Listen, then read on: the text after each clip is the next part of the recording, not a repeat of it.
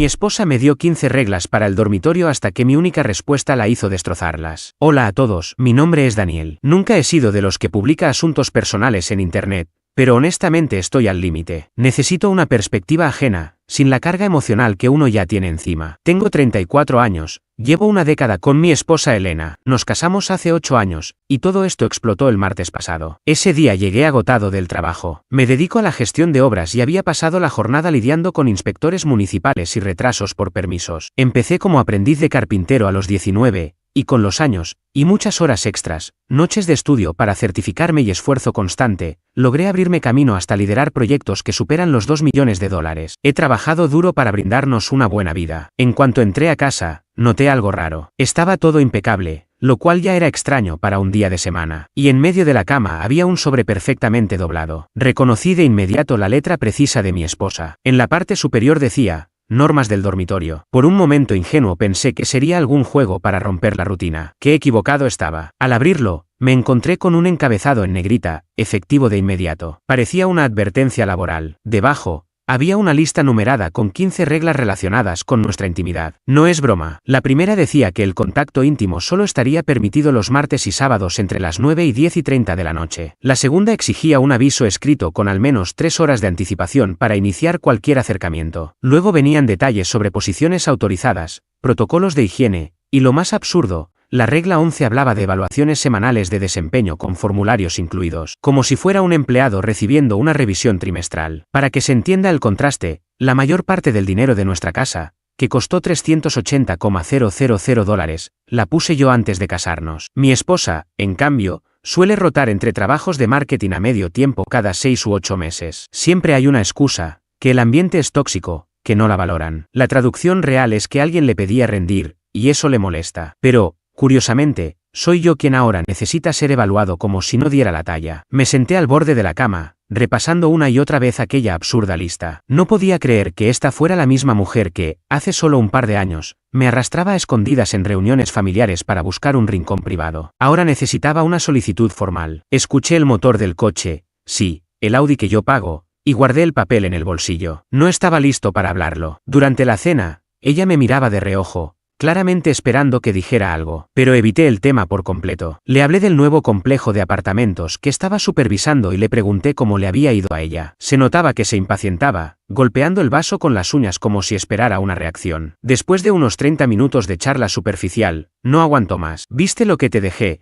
preguntó con tono forzadamente casual. Respondí sin rodeos: sí. Vi tus exigencias, evitando llamar reglas a lo que claramente eran imposiciones. Me miró con frialdad. No son exigencias, son límites, respondió. Siempre eres tan dominante en todo. No era la primera vez que intentaba tomar el control de esa forma. El mes pasado, reorganizó mi armario, tirando mis jeans y camisas porque ahora eran muy obreros para alguien en mi posición. Hace 2 semanas instaló una aplicación en mi teléfono para saber dónde estaba por seguridad, después de que llegué tarde de una cena con el equipo. Yo siempre respondí con calma, pero esta lista cruzaba una línea demasiado clara. ¿De dónde salió esto?, pregunté, tratando de mantener la serenidad. Porque, sinceramente, las parejas normales no necesitan manuales con hojas de cálculo para regular su vida íntima. Ella se enderezó, a la defensiva. Mi amiga Patricia dice que establecer pautas claras es esencial para un matrimonio moderno. Además, en una página leí que la mayoría de los problemas vienen de que los hombres no respetan los límites. Claro, Patricia, su amiga recién divorciada,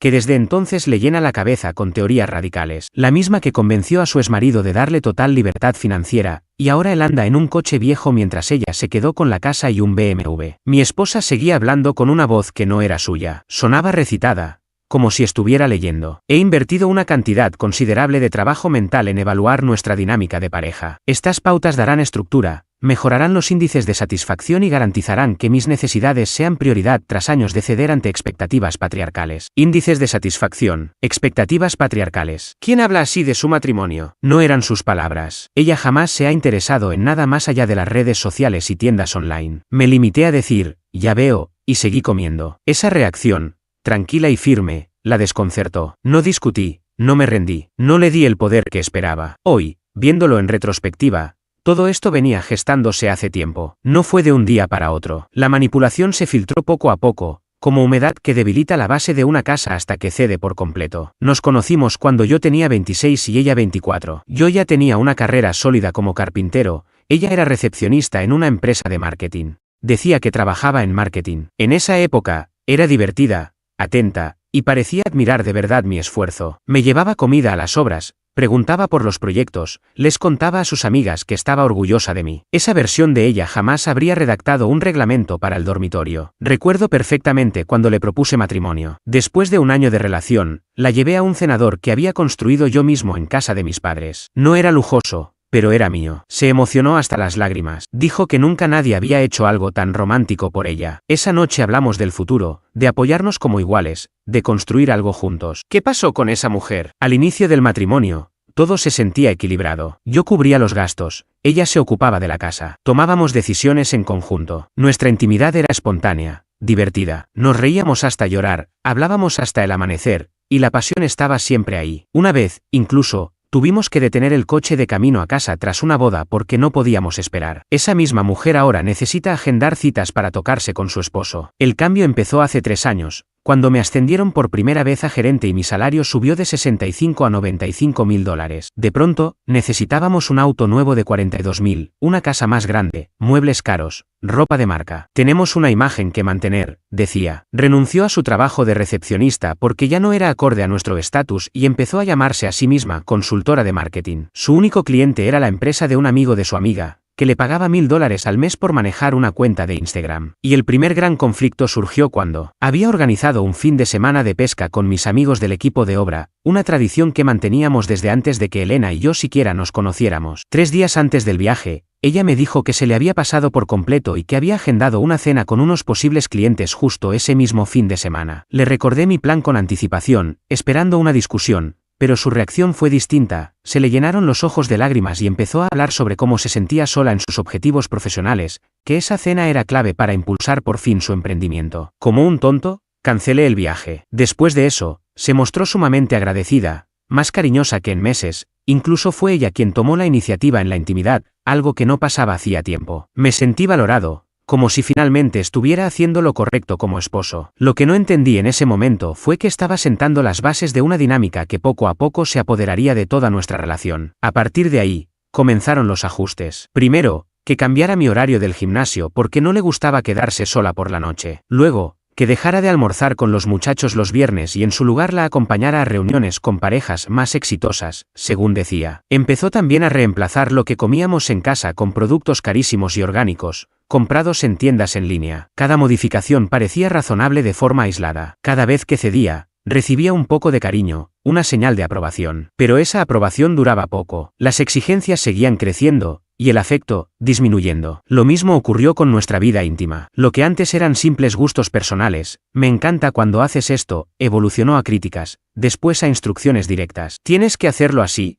pasó a ser de ahora en adelante, solo lo haremos de esta forma. A medida que accedía a sus términos, sus peticiones se volvían más atrevidas y mi opinión contaba menos. Hace 6 meses, eliminó por completo cualquier tipo de espontaneidad, cualquier acercamiento debía seguir su guión específico. Si no lo hacía tal como ella quería, me respondía con quejas, suspiros o que de repente ya no tenía ganas, o que le dolía la cabeza. Mientras tanto, se gastaba sin avisar $300 en maquillaje y $500 en un bolso, y se sorprendía cuando yo notaba los cargos en la tarjeta. Intenté conversar con ella sobre lo que pasaba entre nosotros. Le pregunté por qué nuestra intimidad se había vuelto tan mecánica. Su respuesta fue, es que yo no tengo un deseo sexual tan activo como tú, Daniel. Esta es una forma intermedia que funciona para mí. Lo curioso es que, al principio, ella era muy apasionada. Teníamos una conexión fuerte. Ese acuerdo apareció poco después de que empezara a pasar tiempo con su nuevo grupo de amigas. Lo más frustrante fue cómo transformaba todo en un arma. Si hablaba de nuestras finanzas, era un controlador. Si pedía más cercanía, era un acosador que no respetaba su autonomía. De pronto, cualquier queja mía se convertía en un asunto político o ideológico. Y la Elena con la que me casé no hablaba así. Me encontraba midiendo cada palabra, caminando sobre cáscaras de huevo en mi propia casa. ¿Estaba siendo abusivo por pedir que ella ayudara con las compras? ¿Estaba presionándola por proponer una noche de cita? En paralelo, sus expectativas hacia mí no paraban de aumentar. Tenía que trabajar más, ganar más, verme mejor, mientras ella hacía cada vez menos esfuerzo en nuestra relación. Y ahora, había puesto por escrito una lista de normas para el dormitorio. La gota que rebalsó el vaso. Después de una tensa cena en la que discutimos esa absurda lista, me retiré a mi despacho. Ella se quedó en la sala haciendo videollamada con Patricia y sus amigas de su nuevo círculo. Desde donde estaba, Podía escucharla reírse y hablar de sus maridos como si fuéramos niños torpes que había que domesticar. Él cree que me interesan sus historias del trabajo. Solo sonrío y asiento hasta que termina, y luego le pido la tarjeta, dijo una de ellas entre carcajadas. Los hombres son fáciles, agregó otra. Harán lo que sea si piensan que al final hay relaciones. Por eso hay que manejar ese recurso con estrategia. Y entonces la escuché a Elena decir: hoy puse en marcha el nuevo sistema de reglas. Cerré la puerta. No podía seguir oyendo eso. Esa no era la mujer con la que me casé. Encendí mi computadora. Tenía sospechas de que su cambio no se debía solo a la influencia de Patricia. Revisé nuestra cuenta de Amazon y encontré varios libros electrónicos que había comprado. Dinámicas de poder en el matrimonio, cómo entrenar a tu esposo, apalancamiento financiero en la pareja, cómo conseguir lo que mereces. También descubrí que se había unido a un grupo privado en Facebook llamado Reinas Controlando el Castillo, donde compartían estrategias para domesticar a sus parejas y maximizar beneficios financieros dentro del matrimonio. Sentí un nudo en el estómago al leer sus comentarios. Hablaba sobre cómo quebrar la independencia del marido, controlar los recursos comunes y cómo usar las relaciones como moneda de cambio. Uno de sus mensajes decía: usé la excusa del dolor de cabeza 3 veces esta semana. Le dije que si me compraba el bolso Gucci que quería, probablemente me pondría de humor. No sabe que ya lo pedí con su tarjeta de emergencia para hacer una jugada de reina. Esposo entrenado. Ya no era mi esposa. Era otra persona. Alguien que había convertido nuestro matrimonio en una estructura de poder, no en una unión. Tenía que decidir, rendirme, divorciarla y proteger lo poco que me quedaba, o actuar con inteligencia para intentar salvar lo salvable o salir con dignidad. Esa noche dormí en la habitación de invitados. Le dije que necesitaba tiempo para procesar las nuevas normas. Mi actitud tranquila la puso nerviosa. No era mi intención, pero me favorecía. El sábado salí temprano. Le dije que necesitaba despejarme. En realidad, tenía un plan. Si quería enfrentar esta situación, necesitaba más contexto sobre qué la había llevado hasta ahí. Me encontré con mi amigo David en un café al otro lado de la ciudad. Su esposa, Clara, era amiga de Elena desde hacía años, antes de que Patricia llegara al panorama. Con el tiempo, Elena se había ido alejando de Clara, sustituyéndola por sus nuevas amigas. Ya no es la misma, me confirmó David cuando le conté lo que estaba pasando. Clara trató de hablar con Elena el mes pasado después de que dijera algunas cosas raras sobre entrenarte bien y de optimizar los activos del hogar. Patricia estaba ahí y no dejaba que Clara dijera nada. Repetía que las mujeres debían recuperar su poder y asegurar su estabilidad financiera en la pareja. David hizo una pausa, apartó su café y se inclinó hacia mí. Escucha,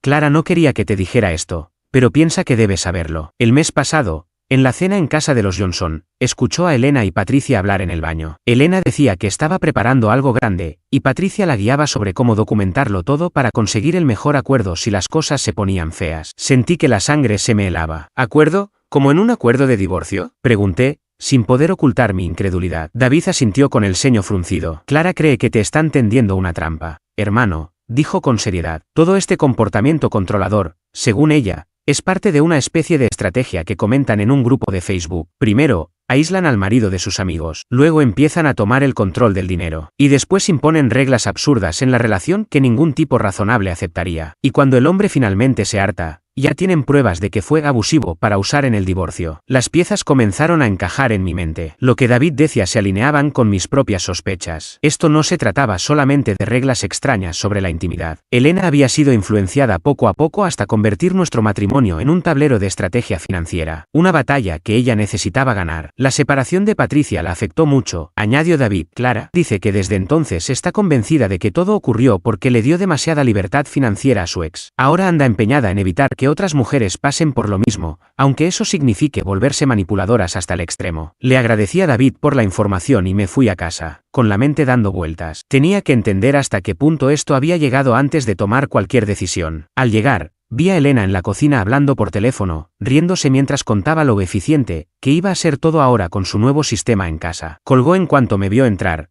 tensando de inmediato su postura. Tenemos que hablar sobre las reglas, dijo sin rodeos. Claro, respondí con tranquilidad. Pero antes, quiero invitarte esta noche a cenar, a algún sitio bonito. Ella pareció desconcertada, aunque no incómoda. ¿Por fin estás listo para hablar de los términos? Estoy listo para tener una conversación seria sobre nuestro matrimonio, dije sin alterarme. Pero creo que ambos necesitamos un día para relajarnos. ¿Por qué no vas a darte un masaje esta tarde?, invito yo. Mi propuesta inesperada la tomó por sorpresa. Aceptó, probablemente creyendo que era una señal de que iba a ceder. En cuanto salió para su cita en el spa, hice algo que nunca me había atrevido a hacer, Revisé su computadora. Sé cómo suena, pero después de lo que Dave me había contado, necesitaba saber con qué estaba lidiando realmente. Con las manos temblorosas, encendí la MacBook que le había regalado en Navidad. Me había costado más de $2000.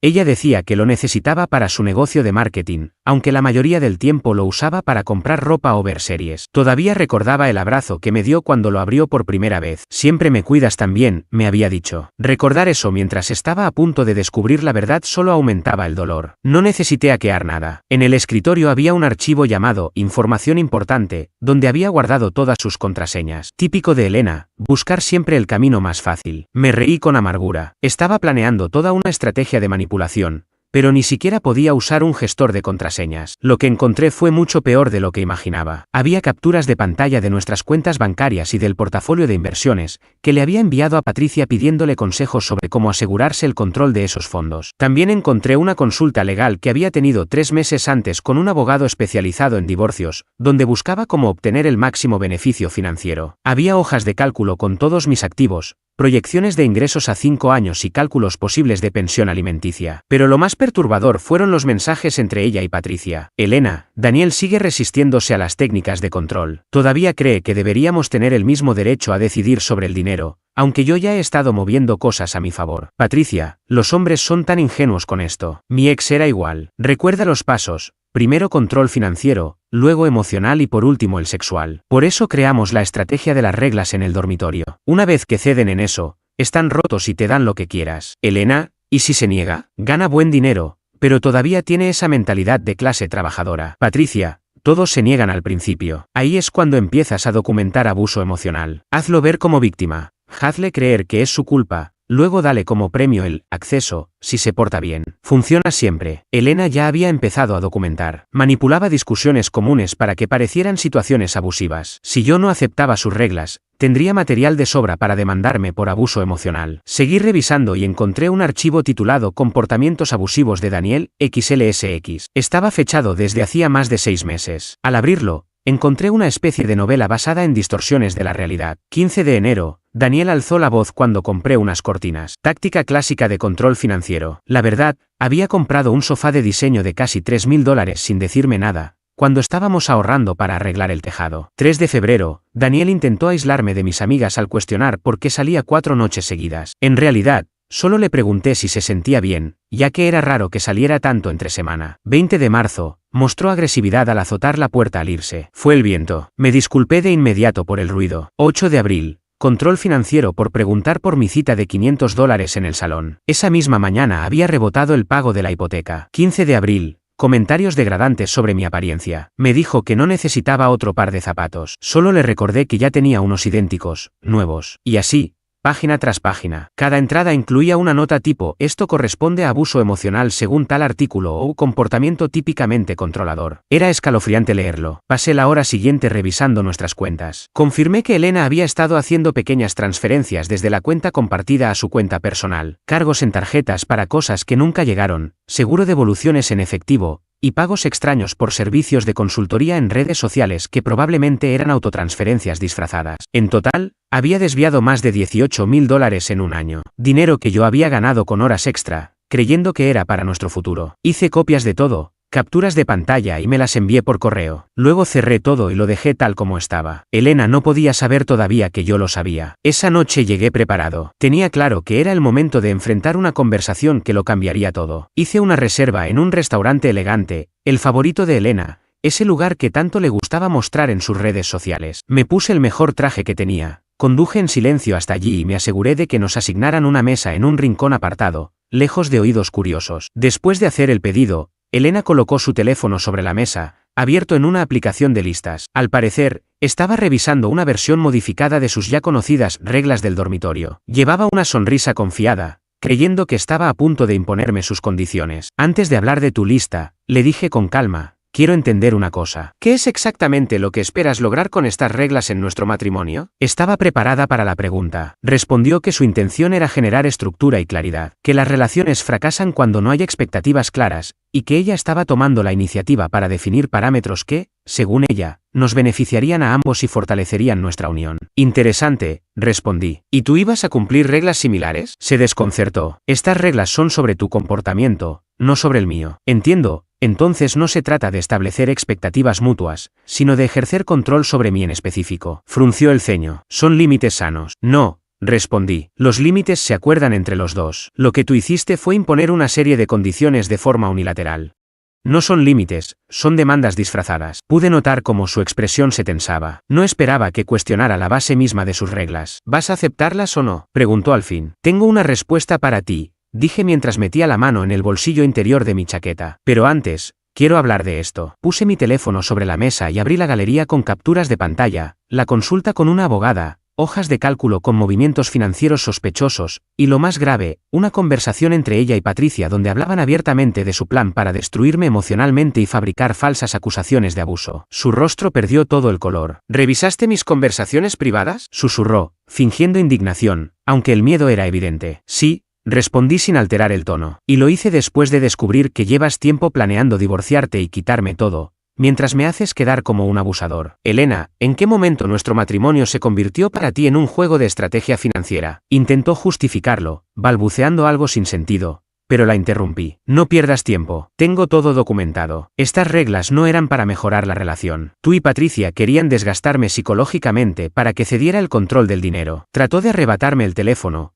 pero lo aparté antes de que lo tocara. No entiendes, Patricia, solo. Déjame ser claro, le dije, firme pero sin levantar la voz. Ya hablé con un abogado. Tengo pruebas de todo, incluidas tus intenciones de simular maltrato. También he seguido la pista del dinero, $18.000 desaparecidos de nuestras cuentas conjuntas en los últimos 12 meses. He transferido legalmente la mitad de los ahorros a una cuenta segura, porque fue dinero que gané yo. Sus ojos se abrieron, alarmada. No puedes hacer eso. Ese dinero es de los dos. En realidad, sí puedo. Y hay más. Saqué un sobre y lo dejé frente a ella. Adentro estaba el borrador de un acuerdo de divorcio que mi amigo abogado, Ryan, me ayudó a preparar esa misma mañana. Tienes una sola oportunidad, dije. Podemos divorciarnos ahora con una división justa, basada en lo que cada uno ha aportado. O puedes cortar relación con Patricia y sus amigas tóxicas, cerrar tus cuentas en esos grupos de Facebook donde se promueve este tipo de comportamiento, comprometerte con la terapia de pareja, e intentar salvar lo que queda entre nosotros. Tú decides. La observé mientras las lágrimas comenzaban a correrle por el rostro. Su maquillaje empezaba a correrse. No sabes lo que es ser mujer hoy en día, dijo entre sollozos. Solo buscamos protegernos. ¿Protección? ¿Llamas protección a fingir que me amas mientras elaboras un plan para destruirme, hacerme parecer un monstruo y quedarte con lo que me ha costado construir? Eso no es protegerse. Es depredador. Cambió de táctica. Lo siento.